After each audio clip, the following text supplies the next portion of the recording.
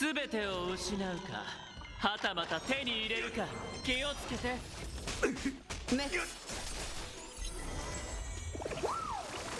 Let's tackle the new MOC with Xueyi on the first side and then a Luka break team for the second. Now for the Xueyi Topaz combo, it works much better if we actually are going against a fully quantum side. So Xueyi's damage in this is not as high as we would like, but luckily with all of the attacks, right, all the follow-ups from Aventuring, all the follow-ups from Topaz, we can actually build up the stacks for Xueyi's follow-ups more than a traditional hypercarry Xueyi team off element. Now here, we're going to wait, see if we can trigger Concerto. There we go.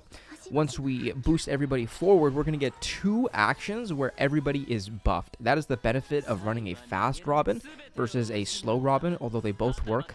This we can try to decrease our cycle time a little bit. Now, what can Xueyi do? Pretty good. Follow-ups are going to do more in this one, just because if we can hit some of those enemies with Proof of Debt, we will get some pretty good damage, and Topaz's numbers are also really, really great with Robin. Just a ton of attacks. I mean, it just keeps on coming. Just constant attacks. If there was Quantum Sides, we would get so many follow-ups from Xueyi too. It would be crazy, but even so, we still do a pretty great job. 50% effect res from Aventuring comes in clutch there for Topaz. Now we'll just attack, deal a little bit of damage. 32 is great for a basic. Now, almost Topaz.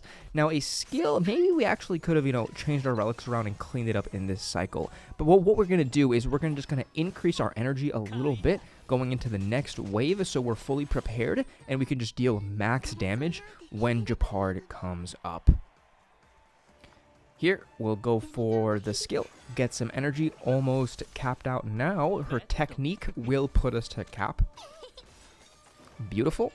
Almost all of our ults are up. So we're going to fully action advance ourselves at the very beginning, because if we waited for all of our characters to go and then go up, we're going to lose some value there. So if we can just all go at 0, then we're going to get 1 free turn right now, and then their next turn is still going to be when they would have gone previously.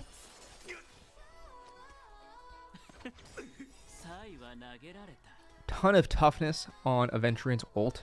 He's just a great sustainer when you're trying to deal damage while also helping you survive as well. Beautiful. So the energy regen that we can use actually makes it so we can run attack rope on, Robin, and still get our ult up at the end of the wave. So this buff is pretty nice, but at the same time, definitely not as strong as the ones that do just deal a ton of damage. The last one was broken. Just a couple 100,000 free. Here, one more stack. Every time we attack a weak enemy, it's just going to keep for our Xueyi. Now, in this situation, Jeopard has so much health that we do need to focus on Jeopard instead.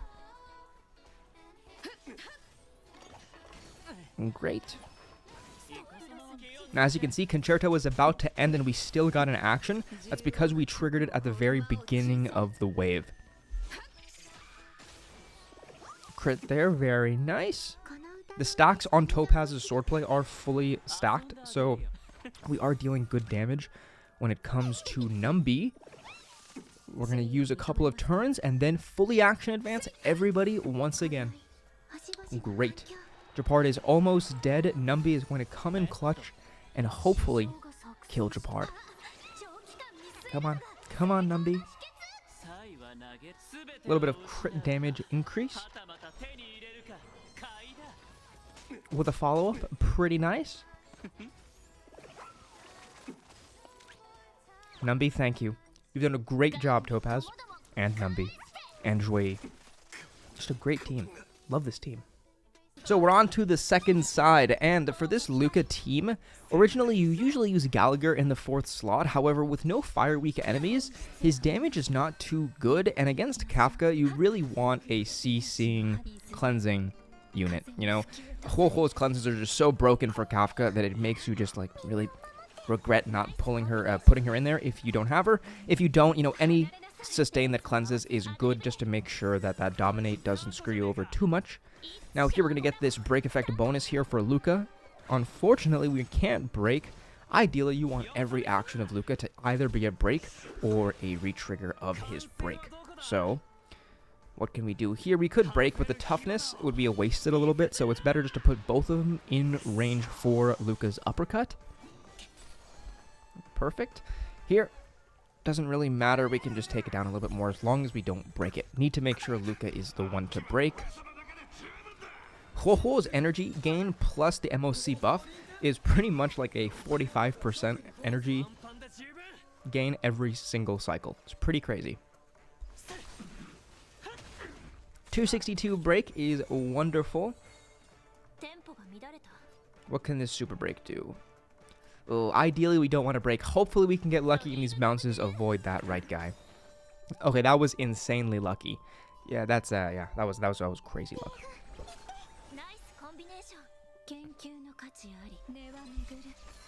Ooh, little bit off. If only Huohuo could go before Luka, we could actually skill with Shared Feeling, get that extra 4 energy so we get the Death Shred and the Res Pen from her ult once we use Luka to break. So this break won't be too high. Could have been a little bit more, unfortunately. Yeah. 7k break from Huohuo. Now what can this super break do? Let's see. 86k, and it's an E1 Trailblazer, so a much more potential. Now here, we do want to hold Luka's ult. It's not going to do anything. We'll deal a little bit of a super break damage, but we don't need it. Completely unnecessary. Trailblazer will be able to clean it up for us. Thank you. And a 60k break was actually the killer there. Here we're going to use Luka's ult, take down Kafka as much as humanly possible. Okay, great. Once we get the healing talismans up with Huohuo, you know, we're not going to have to deal with Kafka any longer. Whoever she brings up will just get a free turn. Ideally, it wouldn't have been Ranmei because now her buff is going to last one less turn. But what can you do there?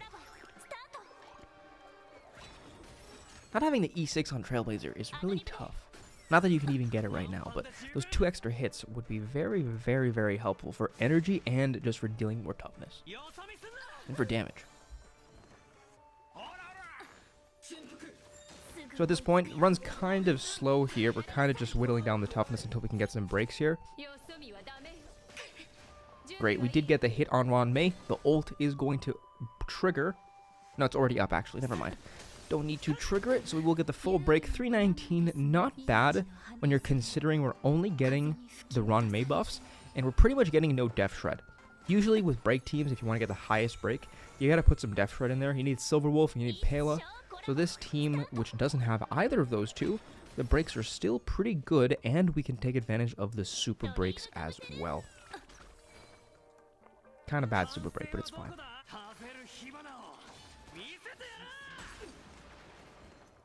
Yeah. Yeah. I wonder if Ranmei's ult ran out. I think it did. That's why that break didn't do too much. Retrigger break, 223 retrigger plus a 53 super break. So both of them combined is pretty nice. Once Boothilll comes out, that's going to be pretty crazy as well. Same idea with Luka. Break, retrigger, break, super break if you want to run the Harmony Trailblazer as well. Ton of breaks as much, whatever.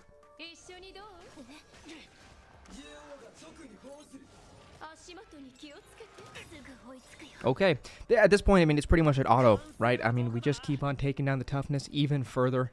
I kind of wish I put together a little bit more of an interesting team because not too much interesting stuff is happening.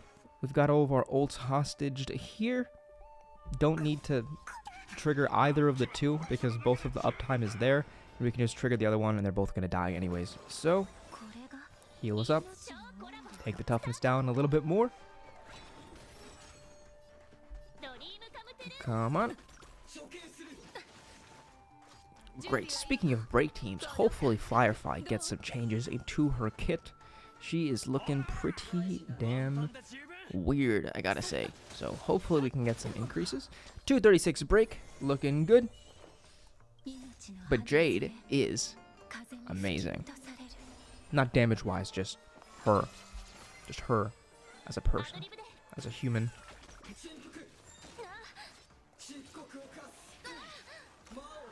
Maybe if you just have all your characters be 160 speed, this is not as tough to watch, because it does take just a little bit of time. Come on, ult. Use the ult to break, and then we'll use the uppercut to trigger the re-break, and then we're finished. MOC 12 done. Come on. Come on, Luka. Let everybody go to bed. Come on.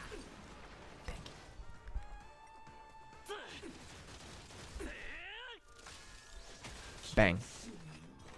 Bang. Bang. For the builds, Xueyi was on Misha's Light Cone, Quantum Rutilant, and yeah, fast speed boots. Speed boots on the Swordplay Topaz as well. You know, she's got the E1, a little bit more of the crit damage for the follow-ups. Doesn't do much. Doesn't do much at all. Fast Robin, extra res pen on her is pretty amazing, I gotta say. On par with Ron May. Fast Aventurine does deal pretty good amount of damage. Shields are a little bit weak, though. I need to bring that defense up a little bit more. 135 on Luka for speed, 200 break effect. Could be more, but he works. Really need these Eidolons. I will get them. I promise. I promise. I'll farm more clocks. I'll get it. Ron May as well. High break effect. You can run her on break effect rope, and she deals a little bit extra damage with the breaks. Maybe energy regen is better, though. I kind of was just playing around with it because we ran Huohuo and the MOC buff as well. Shared feeling, amazing on Huohuo, my favorite light cone, and that's all we got for this MOC 12 run. Let me know what you guys thought. Join the Discord, like the video, comment, and thanks for watching. Adios.